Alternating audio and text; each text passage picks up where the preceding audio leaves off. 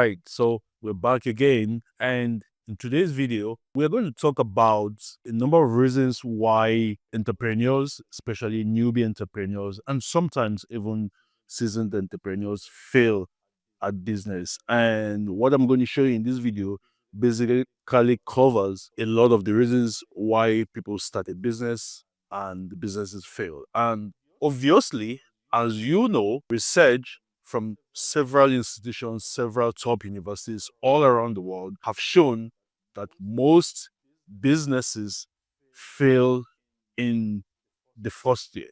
About 50% of businesses fail in the first year, and about 90% of businesses fail in the first 5 years. Now, why does these businesses fail? That is what we're going to talk about here today. And so that I don't waste a lot of your time, we are going to get started. So, the very first reason that I believe most people fail in business is they shy away from problems. I do not think there is a group far more averse to problems than entrepreneurs. What is the essence of you being an entrepreneur? The essence of being an entrepreneur is that you notice a gap in the market, you notice an issue in the market. Maybe it's an issue that you have faced yourself, or maybe it's an issue that you see that is prevalent around you, or if not around you, in your state, your country, or somewhere in the world, and then you bring a solution to that problem. But inversely, what happens a lot of times is that a lot of entrepreneurs shy away from problems. Now, they may notice a problem, they might know that this problem needs to be solved. In fact, they might start solving that problem, but when they start encountering other problems within that big issue or problem they're trying to solve, then they start trying to run away from it. And I totally understand it. Entrepreneurship is a lot of pain. It's a lot of sleepless nights. It's a lot of beating out fires. So you beat out one fire and another fire starts, and you beat out that fire and another fire starts, or you beat out that fire.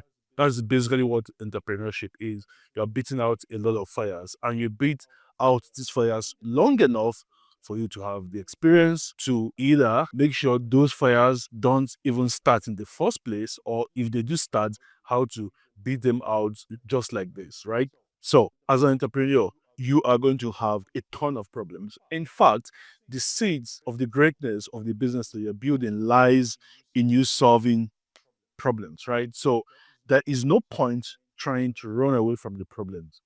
It is the problems that you solve that will give you your biggest breakthroughs. It is the problems that you tackle head on that will help you move to the next stage. So, if you are trying to run away from problems all the time as an entrepreneur, it's only a matter of time before those problems go from being little fires to becoming huge burning furnaces and basically consume you and consume the business. So, first thing is, don't shy away from problems. Don't try to run away from them. There is no point doing that, because this is the biggest reason why most people fail in business. All right. So, point number two, the reason people fail in business is that they chase $10 opportunities. So, they chase $10 opportunities. What are $10 opportunities? Right? $10 opportunities are opportunities that pay you very little for the amount of work and inputs that you have invested in it. Now, a number of years ago, I read an amazing, amazing book. It's written by Perry Marshall, and the book is called 80-20 Marketing and Sales. And it totally blew me away. And mind you, I had known this guy for years. I had bought his courses, I had bought his programs, I had studied it, I had learned a ton from him that I had implemented in my business to make it grow. But the insights that he explained in those pages basically blew me away and changed a lot of things that I used to do. So he explained that when you chase $10 opportunities, that the amount of time and sweat equity and brain equity that you put into chasing $10 opportunities is the same thing, literally the same amount of input that you could have taken and invested them in $10,000 opportunities. Now, I don't know about you, right? But I'd rather chase $10,000 opportunities than chase $10 opportunities. The truth is that There are a lot of entrepreneurship and business opportunities available, but all of them will not pay you the same. Simple.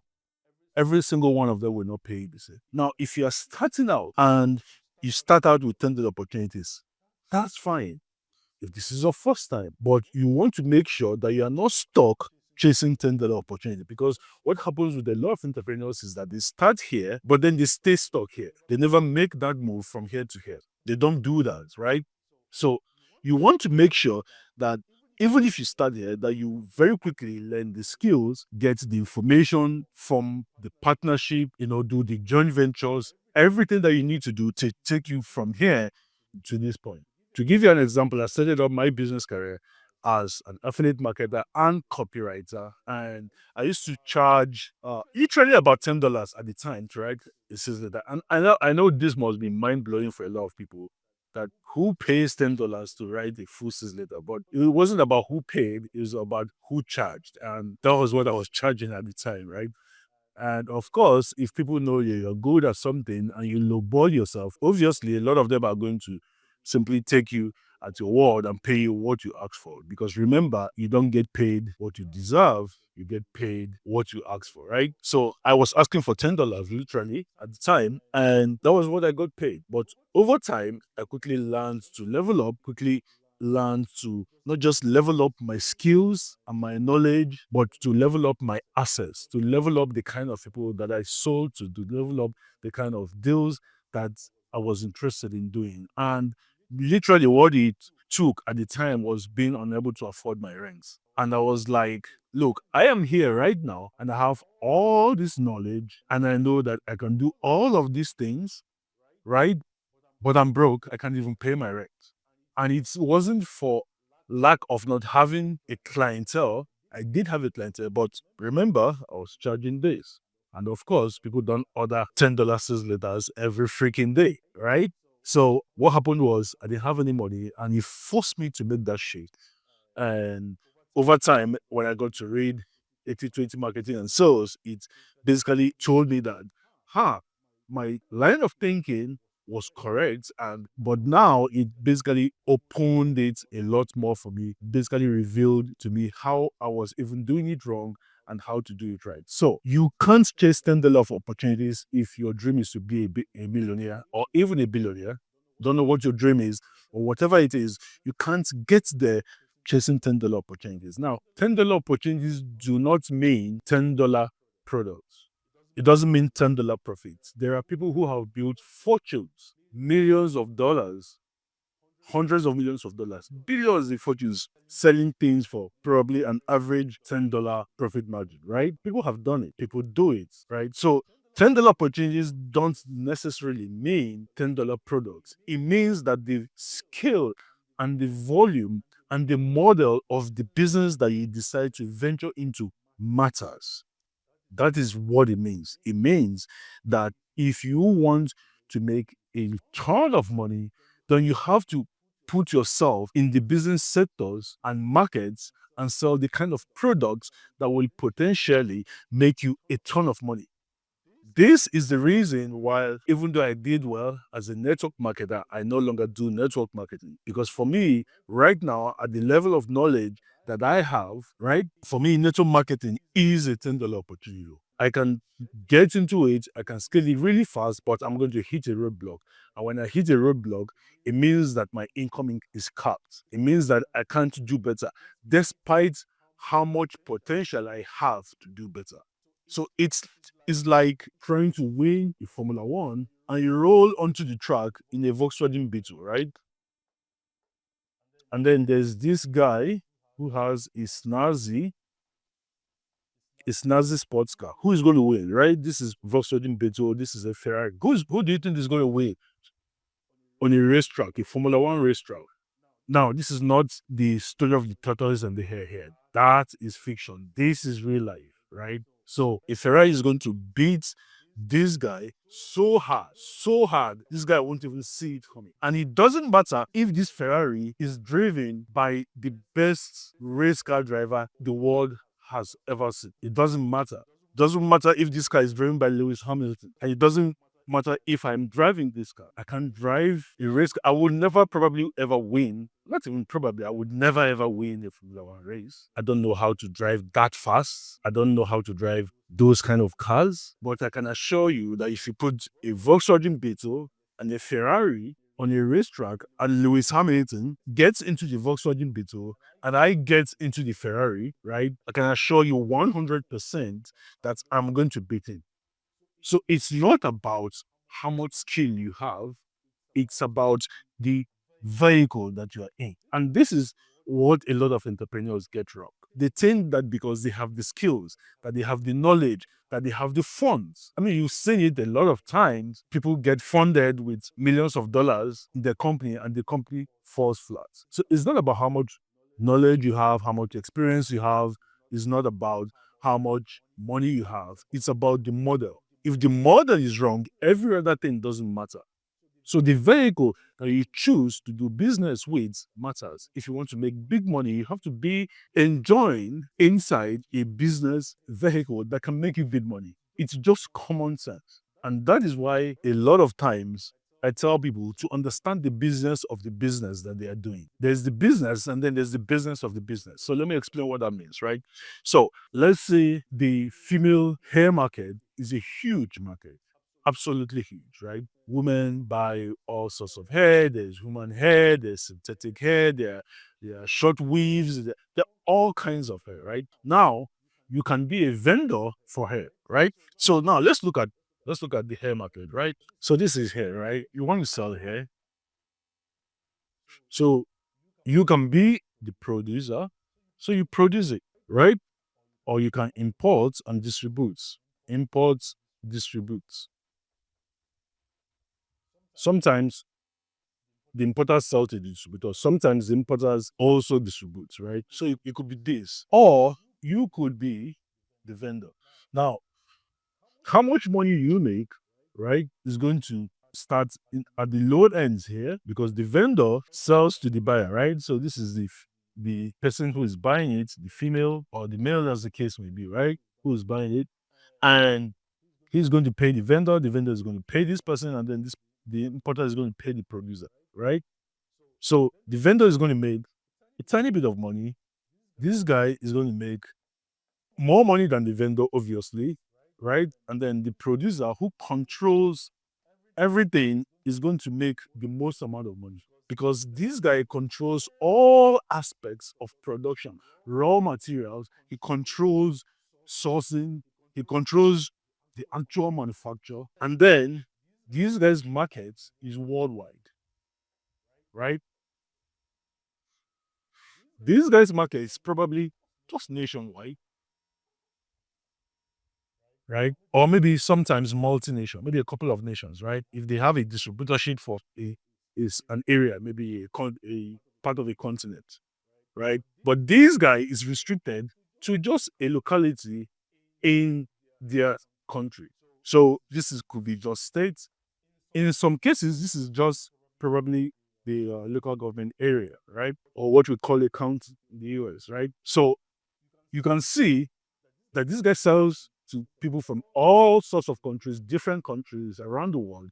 This one sells to one country or a couple of countries, and this person sells to either one state or just a county. So as it flows down, the restriction to how much reach they have is going to constrict and constrict and constrict even further, meaning that the amount of money they make is also at the same time going to follow the same rule.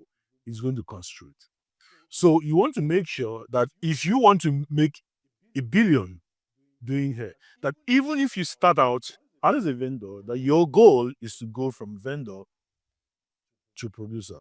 Or worst case scenario, to go from vendor to importer or distributor. Makes sense, right? Great. So now let's move on. The third reason businesses fail is people knowingly. I say knowingly because a lot of people know that's what they're doing, but they're helpless to figure it out. They knowingly run a half business. They knowingly run a half business. So what is a half business? A half business is a business that can't reach its potential because the owner is limited, especially when it comes to sales and marketing. The person who runs the business can't sell effectively. They can't promote effectively. They don't know how to reach the people who need their product or their service in a way that gets them not just one time sales, but multiple sales, repeat sales. And again, it also learns to what I was saying earlier that the model matters. You want to be in a model that lends itself to you not running a half business. So, if you are an entrepreneur, you have to get out of working in your business to working on your business. Now, let me explain what that means. If you run a plumbing company, right? Maybe you go to a trade school, you learn how to do plumbing, right? So you are employee number one. So you run a couple of ads. Maybe you put your business on Craigslist. Maybe you put it on Facebook Marketplace. And then maybe every day 10 people give you a call and say, hey, come fix our plumbing. There's a leak in our toilet, right? There's a leak in the bathroom. There's a leak in the kitchen. How many of these jobs do you think realistically that you can handle as the only employee in your public plumbing company? How many? Maybe one or two, because sometimes these jobs take maybe a couple of hours, right? If you're really, really good and really, really fast as a one-man operation, you're probably going to do two or three, right?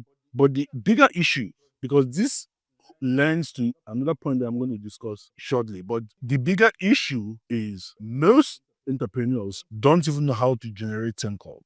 They don't even know how to generate 10 calls. So they rely on word of mouth. Now, word of mouth only works if you are exceptional. Your work is extraordinary. You run a plumbing company so good that when you fix a leak, that leak never happens again for another 10 years. Now, people will happily introduce you to other people. They talk to their neighbors about you, they talk to their friends, their families about you.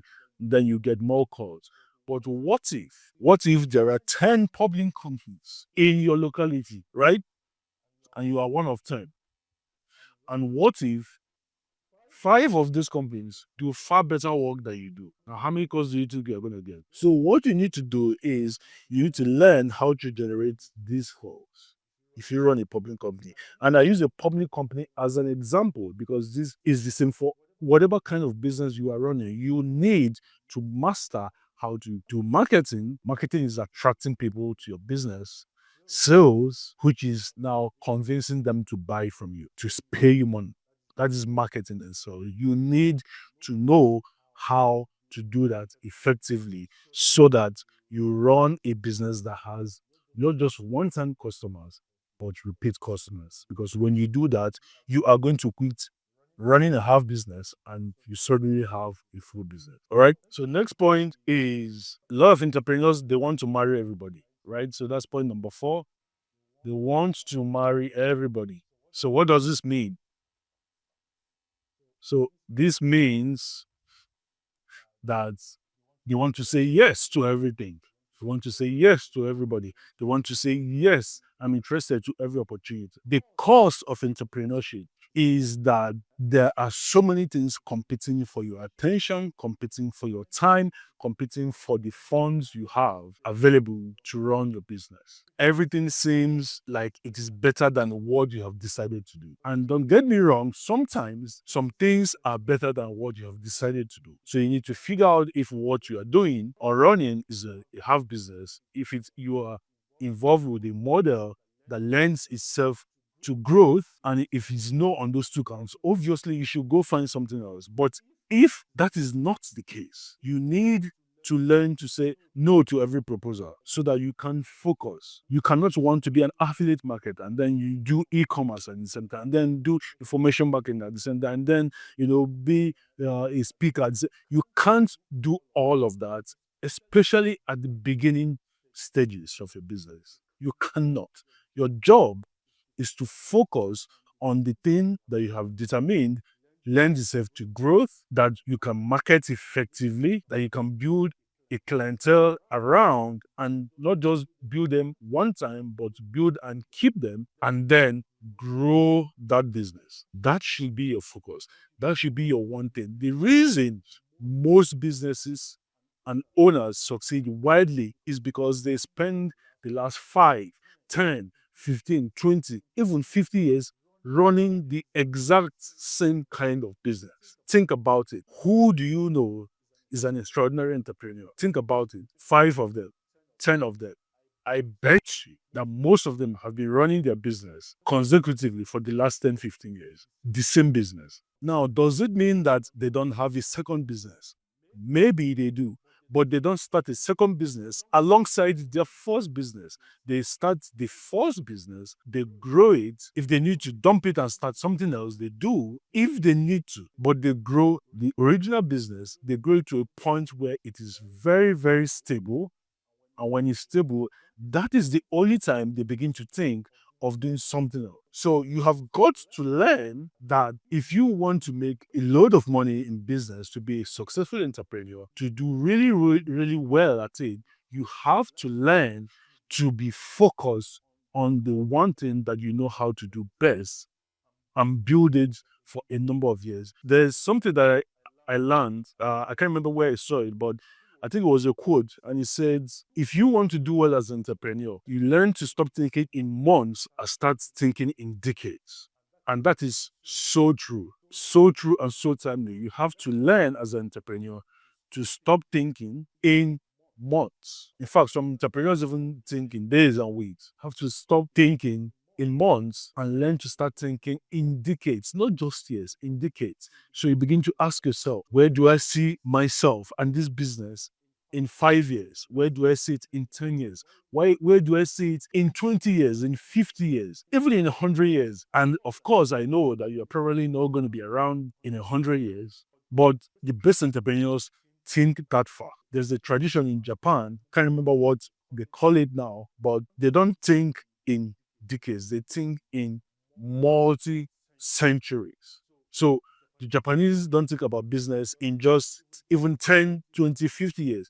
They think about business in 100 years, 200 years, 500 years. Now, what does that do? When you can think that far, your vision expands. Your methods are different. The things that people fret over, you don't fret over them. The things that worry other entrepreneurs, they won't worry you. The things that scare other people off your industry won't scare you off, because now, with benefit of time, you can plan better. You can build moats around your business. You can pile up supplies. You can prepare for winter before winter comes. You can survive winter and the point where you are the one person standing when other people have fallen. That is the benefit of thinking that far, all right? So you want to learn to say no to most things so that you can say yes to the things that do matter. So let's move on. Number 5 is they don't build a house. So what does they don't build a house? What does building a house mean? This means that it goes back to what I said earlier, right? I was talking about the plumbing company. I was talking about you being the only employee. Most people stay stuck at starting a company and wanting to do everything by themselves. They want to be employee number 1 and employee last. You can't grow a huge business, a successful business that way. Because let's say you have learned to run a full business. You now know how to do marketing and sales. You are really, really good at it, but you are the only person and you get 10 calls. How many of these gigs or jobs do you think you can fulfill every day as a public company owner? I was watching a video the other day, and he said that for most places in the United States of America, homeowners call service companies repeatedly. They call multiple service companies repeatedly, and the phones go unanswered. Why?